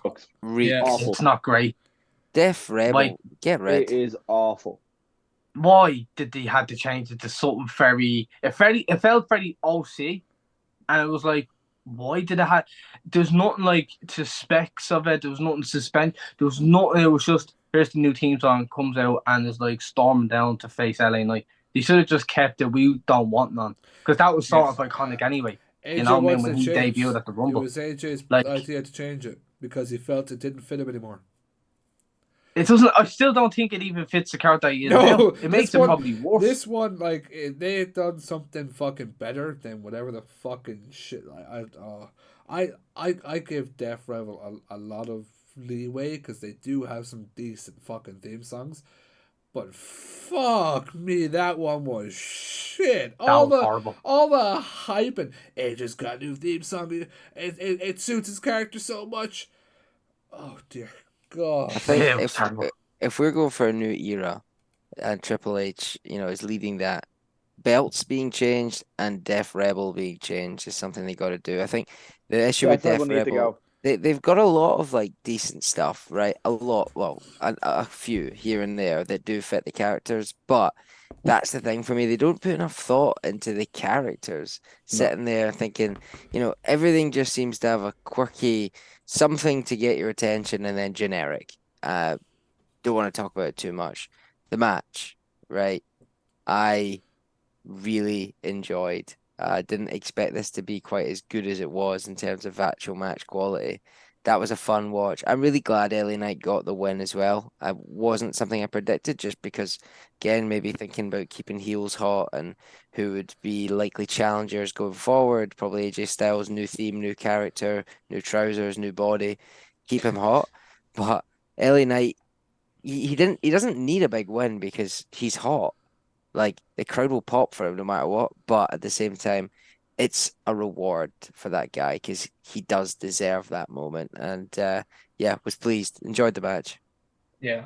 Yeah, good match. Yeah. Go on, Yeah. Dan. I feel like I cut Dan off. Do you wanna... But actually, can I touch on the theme songs and stuff with Dev Rebel and stuff? Like, listen, for someone who watches like combat sports, I don't know why they don't do licensed music for like something like a WrestleMania. Something like I remember when I just something about this sticks to me to this day, when AJ Styles was going on this lone wolf character and was doing his own thing, and it was him against TNA, and it was like, yeah, literally. But I can't hide. Yeah, but if I can imagine AJ Styles walking out to something like a Johnny Cash at WrestleMania, Yeah. where it's all black, the light is shining on him, and he's walking down slowly. It's like, yeah, that's aura. That's give him style. Rusty I have a Cage. perfect theme song for AJ Styles. Well, go on. Like, there's a song called "Wherever They May Roam." Is it "Wherever You Roam" or "May Roam"? Something. It's by Metallica. It suits his new character perfectly. It's real slow at the start, and then it kind of picks up, and then you can kind of build a big aura around you where like it works perfectly for heels. Like it would have suited AJ at Mania, like perfectly. Like that's what I always said. Like you look at Rhea with Motionless and White, you look Bray Wyatt when he had Code Orange. If you implement old like proper bands that aren't Def Rebel or fucking just CFOs, you know what I mean? It's just so much better. It's just money. Like it was easy. It was easier years ago when they were getting those big names, but when the big names were fucking small. But like, even names. Jim Johnson on his own was perfect. I think he's just too old now. He is too old now, but the older stuff was amazing. Mr. Gold. But- Oh, sorry, I cut somebody off there. Go on. Thanks, Martin, again. This match was really good. I really enjoyed it. It was a solid mid-card match, second match in, or Yeah. however far it was really good. But touching on the Seth Drew match, I forgot to say my piece on it, but I think Drew's not going to face Priest at Mania. So yeah, Clash of the Castle. I think it's going to be Punk. I think Punk's ready to go by Clash of the Castle. It'll be Punk and Drew at Clash of the Castle, but it'll be Finn and Priest at Clash of the Castle. Oh, Because you think about it, when was it SummerSlam when Finn? No, that was Jay. Whatever time Finn went that set. Money in the Bank, yeah. Yeah, Money in the Bank and SummerSlam as well. Sorry, my mistake. Finn needs this title more than Priest does. Mm. It's the closest PLE he's going to ever get to an Irish show. I'm hands down. Don't say that. We are never getting a PLE. We were so close. It was right there in the fucking pandemic. I still have my ticket. So do I. Where the Crow Park won't budge. The Aviva, it'd just be terrible. Where are we going to do it? The fucking RDS? Like, nowhere can do it. You know what I mean? Like, I wouldn't even implement fucking, what's it called? The Trade Arena. It's too small. Too small. Yeah. Be grand for a small pay-per-view, like Clash of the Castle. Not even. It'd be good for an NXT pay-per-view. Yeah. Stand and deliver. But I don't know. I think Clash of the Castle in Glasgow is going to be amazing. I love Glasgow as a city anyway. I'm always over. I'm over at least 2 times a month. And there is actually a wrestling bar in Glasgow. It's a place called Strip Joint. It's only about 15 minutes away from the OVO. And all they show is all NWA and WWF, so it's brilliant to go there for a few drinks beforehand and after. But what I think is Drew will be Punk, Finn will be Priest. Split the Judgment Day from there. And then build Drew and Finn for Money in the Bank or SummerSlam. I think everyone who lives close by is going to lose their match again. Yeah. That's what's going to happen. Oh, that Sheamus lives close by. Give him an L. Where's he been? He's come back now. Is he back? He's coming back in. Yeah, they promoted him last They night. did a promo from last night. I miss Raw. I thought you missed absolutely fuck all. I hate when they do promos, by the way. I would have loved... I miss the old days of... Just shows up. Surprise Yeah. promos. I think that was more because everyone, like, same thing with Drew, even though Drew has definitely signed a new fucking contract. Just people being like, oh, they're going to jump ship. No, they're not. Shut up. Go back to your fucking house, Mary. I could see Sheamus going backstage at some point, though. Mr. Gold. See, I'm very. By the way, sorry if I'm very like. I'm just cautious of time. We're at like an hour 40 now, so. Yeah, no, that's fine. I'll say I'll move on to the one of the next matches. So, are we going to skip this match because I know we touched on it slightly briefly, even though it was a night 2 match, but we touched on it in night 1. It was Bobby Lashley and the Street Profits final test. Yeah, it was what it was. Yeah. It was a street fight. Not saying the match was bad. It was a street fight. That's literally all it was. No problem. With Bobby Lashley and Street Profits picking up the win.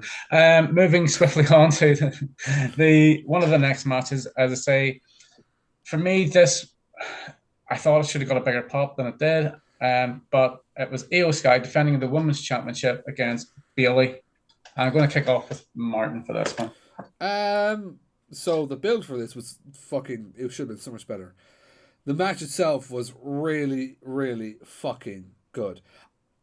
And again, to give Def Rebel some credit, Bayley's new theme was actually decent. It was actually decent, fit her character and shit like that. Where the fuck they went wrong with AJ Styles, who knows? But I thought Io and Bayley went into that and went, you know what? We have had fuck all of a build. Let's go fucking show them what we could do. Because the match was barely promoted. It was like the two of them weren't even on the fucking posters. So I know Tony has touched on this, and you guys for what has been 6-7 weeks now straight. But the match itself was fucking great. Bayley picked up the win. I think we all expected that.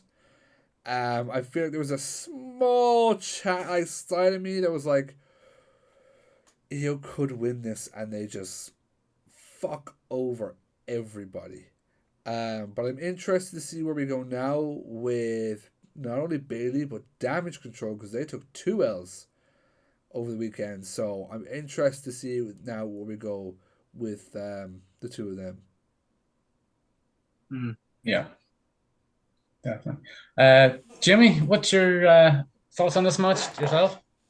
Yeah, I thought it was a really good match, I have to say. You know, both women, as what Martin said, showed that they could put on a great match, and especially for WrestleMania. The build, like it was one of the most least memorable builds in all of the whole WrestleMania card. But fair play to both women. They really put on a great match, and Bailey won. And I have stated before that I just don't have a special connection with this new babyface character. You know, like it's a heel character now turned babyface. So we'll see how they do with it. Look, we know everyone loves Bailey. I thought of the reactions it was getting, I thought nobody would have cared, but in the stadium they did. And then Bailey got a great WrestleMania moment, got a great pop. She won the belt. So it should be interesting to see what they do. I don't really have much really to say about it, to be honest. I just think that, look, we'll see what Bailey does in the next few months. Io Sky taking an L, Damage Control not having a great weekend. I think it's going to be inevitable that, you know, these women are all going to split and do their own thing. But Io Sky, listen, it wasn't the most memorable, you know, championship run, but I mean, she's a great wrestler, and, you know, I hope for the best for her in the next few months. Yeah, solid. Daniel, what do you think? Your thoughts on this one? I was one of my favorite matches of the whole weekend. I actually think I text Martin saying we need the wacky inflatable people back. Yeah. For this entrance.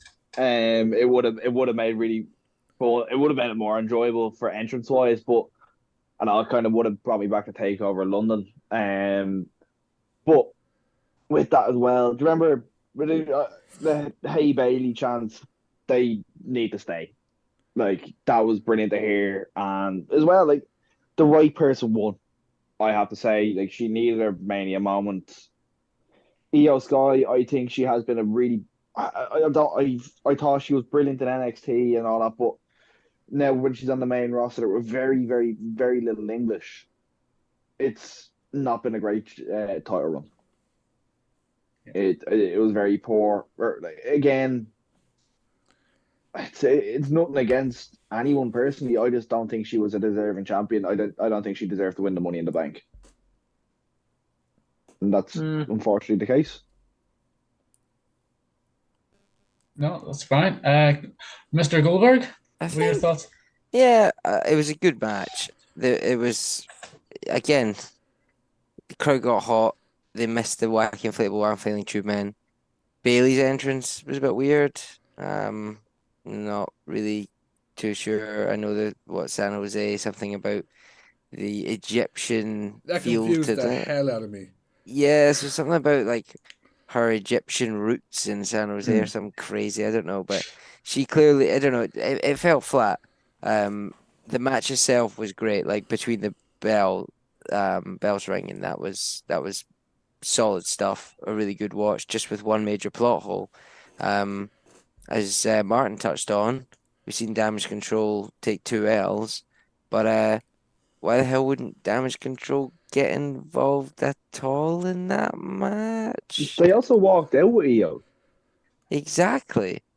They were there. Like, they weren't at all a feature of the match, which, don't get me wrong, was totally refreshing, but somewhat of a plot hole. An enjoyable match, though. Worthy winner. She gets her moment, Bailey. But at the same time, I don't know. I'm not massive on the character. There's still a bit of development to go there. I think she's been shunted to the side with people like Jade Cargill and Rhea Ripley getting a lot of attention at the moment. She hasn't had the same build. She hasn't had the same. She's had screen time, but just, I don't know, her character turned face, and then we're all expected to, like, oh, it's Bailey again. She's face, but haven't. A bit similar to what Jamie said last week. Not really that invested in the babyface Bailey, but yeah, please see where it goes. It was a good match between the bells. Yeah, no problem. Anyone else want to mention anything on that match at all? Nope. Nah. No, Where was Grant, damage control? yeah. Grant, no problem. So we'll move on to the next match, which was for the United States Championship in a triple threat match between champion Logan Paul, Randy Orton, and Kevin Owens. And I love the entrances of Kevin Owens coming down with Randy Orton on the back of his wee vehicle that he was coming to the ring Golden with. cart. Yeah. Yeah. I thought it was a fun match, I have to say, for the three guys, and right outcome, in my opinion. No one else really in that match deserved it, more than probably Logan, because Logan is going to go and do big things now with that belt, and he's got a big win at WrestleMania. Yeah. But you can see that everyone was having fun with it, Randy as well. Randy didn't take the match so seriously, especially with even Speed being in the, prime bottle and getting Oh my RKO and barking at fucking him and gosh. everything like that. It was so many great moments in that, it was very memorable, I have to say. Logan Paul just showing that for someone who doesn't wrestle often, he is literally a specimen when it comes to understanding, the game. And he's so good at it. He's one of the most talented. I don't care what anyone says. For someone to be as talented as he is with little experience in the ring just shows how good he can be if he was a full-timer. And I'm so glad that if he is a full-timer, and that's why they have the belt kept on him, that he will do big things in the next couple of months. But we'll see what happens anyway. But I'm happy that Logan won, and it was a fun match. Yeah, totally agree. Daniel for this one. I thought it was a brilliant match to begin with. The whole Prime bottle thing, I think that should be a running thing in Mania. Like last year you had KSI, this year you had Speed. I think it's a really cool thing to have. Martin, I can see he's shaking his head already. I think it's really cool. It adds a effect. It implements more than pro wrestling. It implements influencers and streamers. Like, I think it's pretty cool. Like, I can't think of your man's name. Logan does the podcast with, but I'd love to see him jump in at some point and do something. Like Logan, I think I've heard somewhere that he wants to be a full timer, and not just do. He's done from boxing and all that already. He's a full timer. So, He's got a full time contract now. yeah, exactly. Like, I think he deserves it. He deserved the Mania win, but I can't go wrong. The whole stipulation of my favorite part of the match is actually when KO and Randy both went for the pin at the same time. Yeah. I found that really funny, and then it was boom, boom, boom from there. And what night two just didn't fail. There was no slowing down at all, not that night at all. But just to update you as well, the Real Madrid City match finished 3-0. Yeah. Then Arsenal's 2-0. Arsenal's 3-2. No, it's 2-0. Each? Yeah. Yeah, Arsenal's 2-0. They were denied a penalty in the end. Welcome to the FiveMarks Pro Wrestling Podcast. Need a bit of improvisation in this podcast. So I agree with you with keeping the prime person, and having that be some sort of influencer every time. Do it more than just Mania. It's hilarious. I'd love to see. It makes more sense at Mania though. I'd love to see Doc one day. That would pop me like fucking hell. Doc. Dr. Disrespect. We need Aaron there then. It would pop me like hell. But the reason why I'd hate to keep it is because we all know that one day it's gonna be that other fucking prick, and I will turn off the pay-per-view. The whole time I was set watching. I swear to God, if that's that fucking cunt in that fucking, I'm turning this pay-per-view off. I'm turning it off. I'm not watching it. He won't do it though because Mike Tyson's gonna kill him in June. Yeah, but that's in June. WrestleMania is next year. Whatever pay-per-view they do is afterwards. It one day it's gonna happen, and I'm gonna fucking hate it because I hate that other stupid prick to bits. But Dr. Disrespect, that would be hilarious to me. Or JJ again, because I love seeing JJ take bumps. So yeah. Anyone else want to show it? I don't know who Speed is, so that was annoying. There's an annoying thing as well when you do get people who aren't as good or as clever and knowledgeable about pro wrestling as Logan Paul. You have someone standing there just swearing at the camera. The guy was a bit of a joke. Glad Orton went a bit stiff on him, but to go for the match itself, it was so good.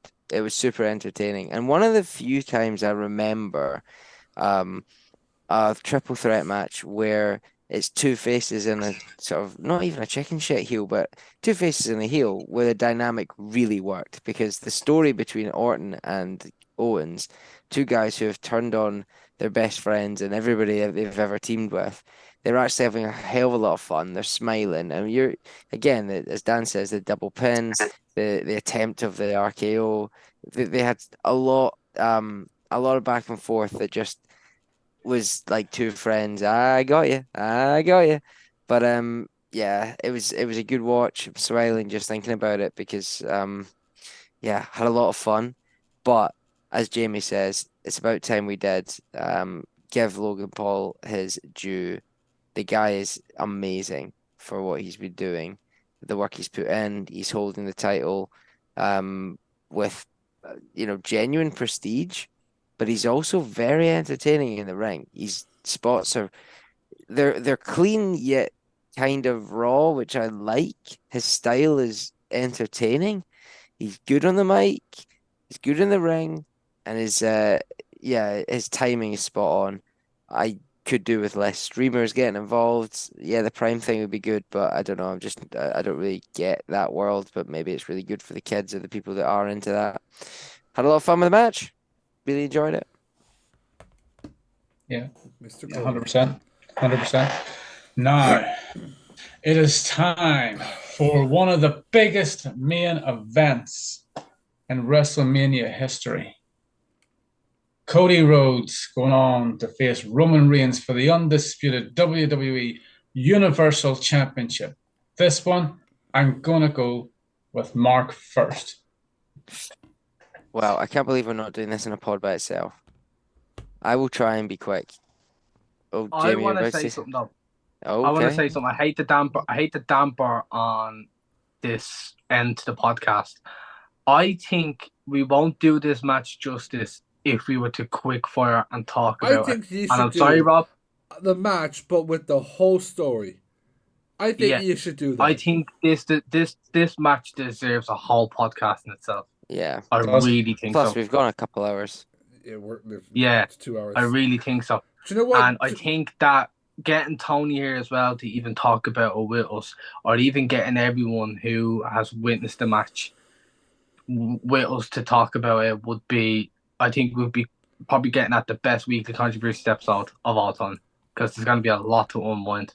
And this is why you've got the big brains. Oh. See, this is why you picked Cody to win while Tony was jumping sides left, right, and center. I'm going to expose him next week. There's even more pictures than just that, huh? He's going to have them all in the background, just all in one collage. Now, Martin, is there a way that I can share Tony's voice notes with you as well, so you can put them at the start of the podcast, the end of the podcast? I'm pretty sure we've got on the WhatsApp him saying, "You guys, you'll be listening to me talking about how that fucking dick is not winning." You could when Roman Reigns retains. You could screen record and send them on, and we put him in here and embarrass the fucker. No, can I actually edit? Can I get one day where I can edit shit? Yeah. And send it to Martin. Yeah. Yeah, honestly, if I can get clips on what he said, good luck, good boy. I'll be like Drew McIntyre. I'll be in Tony's graveyard like that. I'll be like exposing him. Bored at work, lol. I while during all this talking, I have another idea for you guys to announce. Like I'll say it here, to do in 2 weeks if you're up for it as an episode. Last night we got the announcement of the draft. I think from now to 2 weeks, this is a bit of length of time to kind of think about it. You should fantasy draft who you think is going where. Okay. Yeah. I think that would be very fun, and as well. Now this year, apparently NXT is getting involved with people going down. Well, not down, but people going to NXT. So lots to fucking think about there. So, imagine Cody Rhodes fucking bringing the titles to NXT. That's right. Possibility. Fucking deserves to do it. The black and gold brand coming back, I would love that. Fucking Drew's gonna go down to NXT and win the fucking title in Scotland. Oh no! Just for the undisputed era to Oh come my back out again. god! It'll all be worth it by then when Rangers win the league. They won't. Well, Mr. Gold, this is your. Well, I don't actually know who outros. I keep forgetting. Yeah, I think Jimmy's with the outro today, so I think I give him the intro this week.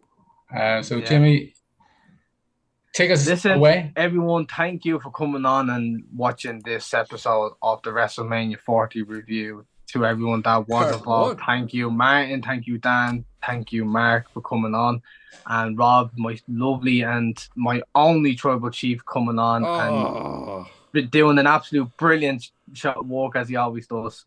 I will acknowledge. don't you, acknowledge my tribal him. chief. Yes, I will acknowledge my tribal chief. But yes. Anyway, thank you everyone for watching. Don't forget to follow us on the socials on, Instagram. Subscribe to the FiveMarks on YouTube to keep us daily every Friday. Listen to us on the FiveMarks Weekly Controversies podcast. Just every Friday as well on Spotify. And you don't want to miss next week, because next week it's gonna be the roast. Not even the roast. It's gonna be Burial the of Tony. execution of Tony O'Connell, and I cannot wait for it.